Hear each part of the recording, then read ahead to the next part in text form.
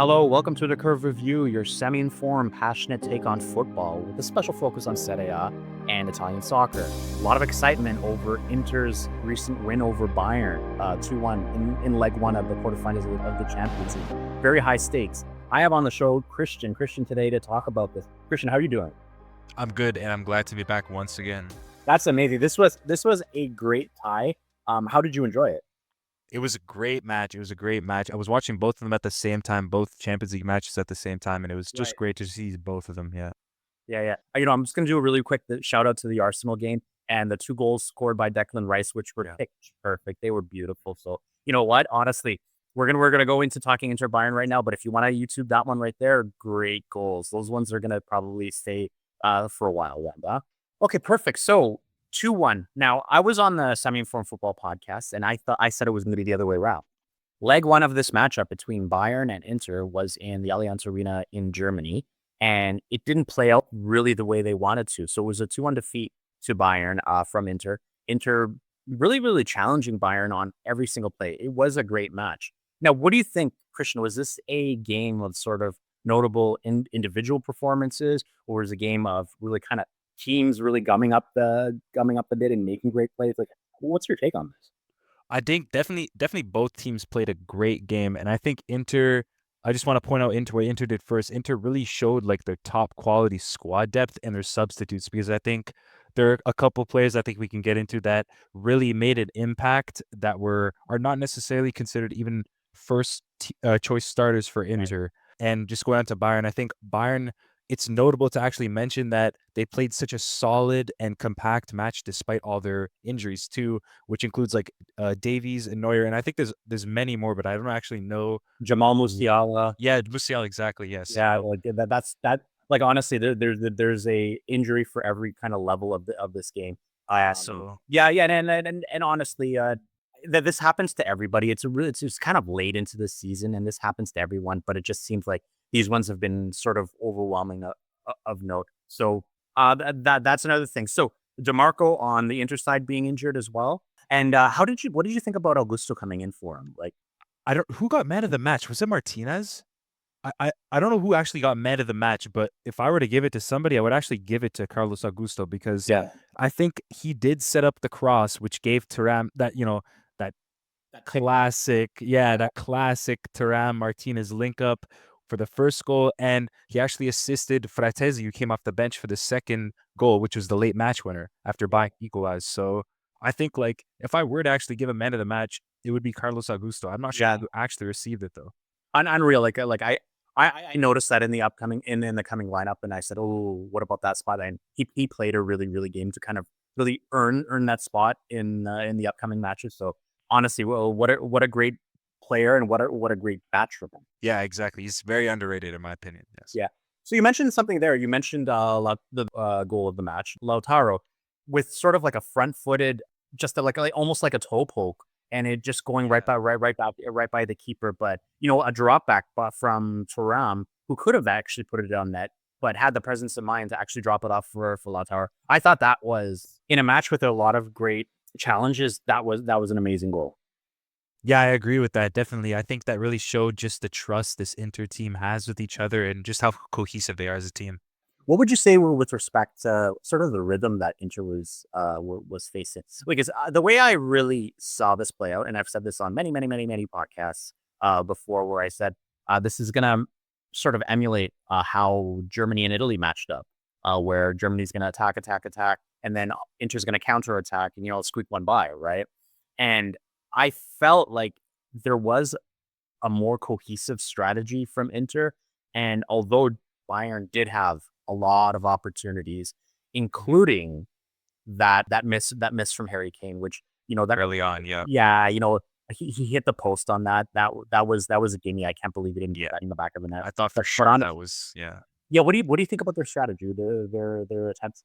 Oh, I definitely think it was a really good like tactical approach. I think they stayed compact and Bayern had the most possession in the end of the game and completing almost like 100 more passes. So I think like definitely they knew what they were doing in a sense where they let them have the ball. And I think even I do want to point out that towards like the end of the second half, it did look that like Bayern was putting on like a lot of pressure on Inter, and like they were starting to like, fade away and really let them come at them from all angles. But I think it was just a good statement for Frattesi to come off the bench and actually score the winner there shortly after they equalized. Yeah. Whereas I think like Bayern really kind of leads, and I think there's a stat that they said is the volume of shots per possession. So they have a lot more shots, and that Inter really excels in sort of these kind of rapid transitions, and kind of using the wideouts, right? Using the wide areas, and then I think what they did is they ended up using those wide areas to really find that sort of darting striker in order to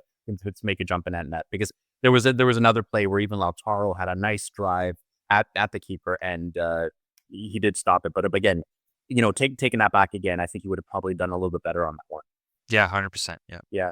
So how do you what do you think about Inter's defensive solidity here? I've always said that I think they have one of the stronger mids in all of, say, the Champions League in all of Europe. And what about the solidity at defense? Like, how can you comment on that?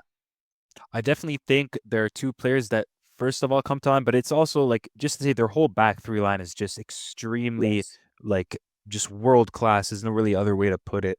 But I really think like Bastoni and Pavard are very like pivotal to like how they operate like on the flanks as well with the wing backs because first of all, Bastoni had an incredible match against a very, very good player, Michael Olise, the right winger on Bayern. Yeah. He was dealing with them very expertly throughout the match. But like I was saying, I think Pavard and Bastoni also play a role even when their team is in an attacking like transition because they make runs and they pull defenders, like Bayern defenders, out of positions that normally the wing backs would have to do.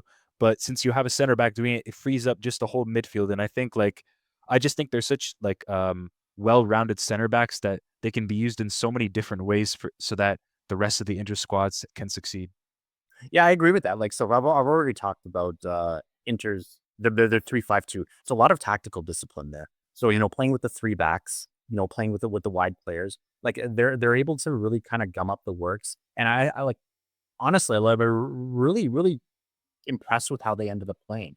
Now, kind of jumping over to Bayern again. Despite their injuries, they did have a lot of attacking options. I always said that I'm really impressed with Michael Olise this season. Like I think he just has that extra move when he gets that ball, where he could do well with a shot on net with his first move, but he always goes for that extra fake, that extra deke, and everything. And I'm very impressed the way he's playing. So you know what? Honestly, just even linking up with Kane again, and there's an absent Musiala. I'm like, that's a really deadly attack. So Yeah. again, any team that's going up against that, I think really has to be proud with coming out of that game with a win. I agree with that. Yeah, this Bayern side, when they're fully healthy, they can probably take on any team in the world currently, I think. Yeah. I think like sort of this injury crisis that they're kind of going through is really hurting their defensive Yeah. compactness on the field. But I think they're really going to have to double back and see what happens. What happens for the second leg. Now, with that in mind, the second leg, so the next leg, and this is back in San Siro, in Milan. What do you expect to happen? And give me a prediction on a goal difference. I do expect Inter to control the match, maybe end up with more possession this time rather than Bayern actually ending up with more possession by the end of the match. But as for like a goal difference, I'm gonna go ahead and say 3-1, 3-1 for Inter. They score late. They hold it down 0-0 throughout the match and they score late. A consolation. Is that the aggregate, or how do you think that Ag- can end? Sorry, yeah, aggregate. Sorry. 3-1 aggregate. They score once late, making it 3-1. Yeah. So that's going to be 1-0 no win for Inter. It's interesting. I don't know. Everything that I've said with respect to the Champions League has gone wrong. I picked Real Madrid over Arsenal. I didn't pick Dortmund over Barcelona, but I thought they were going to keep it tight, like no more than one goal difference, and they got blasted 4-0, right? So Yeah. I'm really hesitant to actually say. I feel like at this point, coming back from a 2-1 might be really tough for a team that can kind of for a team that locks up the match such as Inter. I feel like this game is going to end 1-1. However, that's not going to be enough for Bayern to go forward. I feel like maybe their injuries are just going to be a little bit too overburdened for them, and I think maybe Inter comes out of this match. I was gonna ask you, do you know if any of the players injured will come back by the second match, or is it just they're all out? Uh, you know what? Being Canadian, both of us know that Fonzie is out for what, Yeah. in the Oh, yeah. first That's yeah. 4 to 6 months. I haven't taken a look at back at Musiala and his attack, but that would be interesting. I don't know if he's going to be available. Um, yeah, I don't know. That's going to be interesting. But again, Yeah. we'll have to take a look at the defensive line and say what can they do to really stop like Inter and their counterattack. So Yeah. I again I wouldn't focus on somebody coming back miraculously to save them. However, it's something that we look for. I think we're gonna see an amazing match. Of Regardless. course. Yeah. Definitely. Yeah. This head to head has been great throughout the years, even just historically. Awesome. Okay, so now the few matches in Europa that we saw from Serie A. So we saw a match where Fiorentina plays NK Celje from Slovenia. Yeah. What's your feedback with that? Fiorentina beat this team 2-1. First of all, I never heard of this team before.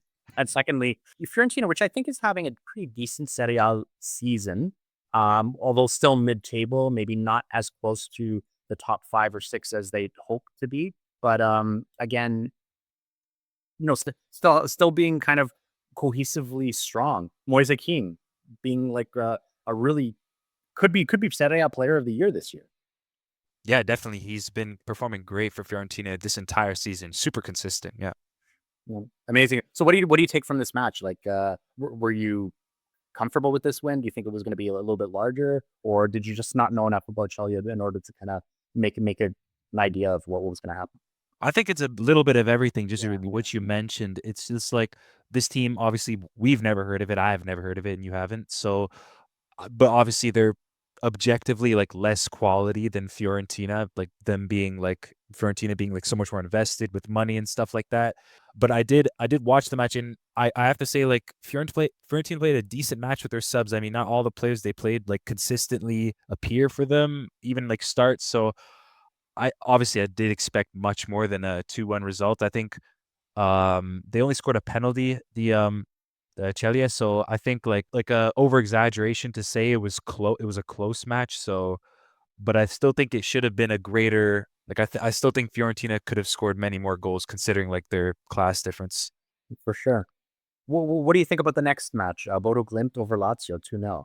Yeah, I was surprised, but like I have to give credit to Bodo for playing like a patient, tactical game. First of all, they played to their strengths on their home field, which was like before the match, it was covered in like feet of snow, and like they had to plow everything off of it. So they definitely played to their strengths. As for like Lazio, like I think like a good portion of like Lazio's loss can actually be like attributed to the conditions they were playing in because it was Right. like there was like a minus 11 degrees on that night. And like while obviously this is like no excuse for like a team with like that much more class than a team like that to not perform, I will actually consider it like the main reason as to why I predict Lazio will make the comeback in the second leg at the Olympico, which will probably be like 20 degrees in Yeah. Italy. Yeah, no, and the thing is that 2 goals isn't unsurmountable. Like we've seen that happen before. Like Yeah. all they need is really 2-0 through regular time in order to kind of push it, right? So I don't see that as being kind of overbearing or anything like that. Yeah, I agree, and you could even see it on the players as they were playing in Norway, like that they were just sluggish and it just looked super poor on their behalf. It was a poor performance on Lazio's behalf. Yeah. Okay. So let's wrap it up by just taking a look at the table. In Serie A about, and I want to specifically look at, I don't know, everybody takes a look at the top 6 of those that are actually going to play in Europe next year, or maybe even the ones that are kind of encroaching on them. So, in a weekend last weekend where nobody seemed to want to win, everybody wanted to tie games. And I was just waiting for one team to kind of grab those full 3 points and really make a Yeah. movement in the standings. We see Inter atop. So that's 3 points up of Napoli. Now, with what does it look like? It's about 7 games left in the season. Do you think Napoli's going to make a show of this, or it is a 2 horse race at this point? Don't you think? Yeah, I do agree it is a two-horse race between Inter and Napoli. I just first want to comment on like Napoli's like inability to capitalize Yeah. on Inter slipping up. I watched that game and being a Napoli fan, man, that just it hurt me so badly to see us lose a match like that was like so winnable at every point before we started to crumble. And like honestly, I think like at this point in the season, I do think Inter, after this draw against Bologna, failing to capitalize on Inter's draw against Parma previously, I do think Inter will run away with this title. If I do have to make like a humble prediction, I do think Inter will run away with it. Honestly, I think the betting money is that way. I really hope that they keep it as tight as possible all the way through because that makes it a lot more interesting. Like That would be nice. I remember the whole league in January. I think it was only a few points separating first from fifth. Yeah. Really, really exciting. Just makes it a little bit more exciting. I don't want to belittle the fact of Bologna, how strong of a team they are, and how overall cohesive they are. So again, that was a challenge. Okay, so that Bologna being in fourth spot right now. Now, Juve is behind them by 1 point. So Juve is in fifth with 56 points. Do you think Juve crack the top four? Now, this is the reason why they fired Thiago Motta, and so and replaced them with Igor Tudor. What do you expect there? I think you bring up a good point. I do think it's very possible for Juventus to actually just pass Bologna. I think they have a better squad, and I think with this, like you said, this new coaching change with Igor Tudor, he's a proven Serie A coach. He's done it with Verona, saved them from relegation a couple of years ago. So I think it's very possible for Juventus to surpass Bologna into that Champions League spot by the end of the season. Okay. Okay, so I think it's time for us to wrap this one up. I just want to throw out one thing because I know you mentioned that you're a Napoli fan. Victor Osimhen, what happens with him in the summer? He's not in our plans anymore for sure. But I mean, maybe not for sure. I don't know, but that's what the word was when he went out on loan to Galatasaray, was to get him away from the club because we didn't want him anymore. We didn't want him in the squad. Right. But yeah, I think he's looking for some move to the English league. I think he was saying that in some interview. His agent was saying that, and yeah, I think he's a good fit for that league. He's very physical. So yeah. Yeah. So you see, I'm honestly hesitant to recommend anybody from Manchester United just because they've been taking great players for putting them into mush lately. I don't know. Maybe there's a little bit of a curse on that squad, but I don't know. We'll see. We'll see how that kind of works itself out. But yeah, you know what? I think the money is going to stay the Premier League. I know Barcelona is looking for sort of the successor to Lewandowski, whether that's an Osimhen, whether Vlahovic ends up over there. I know everybody's looking at Gyökeres. I don't know. Those are all challenged. All right. With that said, we're going to bring our episode to a close. Again, if anybody has any questions about Serie A, anybody has anything to contribute about Serie A, get in contact with me. Drop a note on YouTube, on Spotify. Send a note to the email that's down in the description. And Christian, thank you so much for coming on the show again. I know it's always a great conversation when we link up on this podcast. Thank you, Marko, for having me. I agree. It's always great to come on here. Okay, great. Thank you so much, everybody, for listening.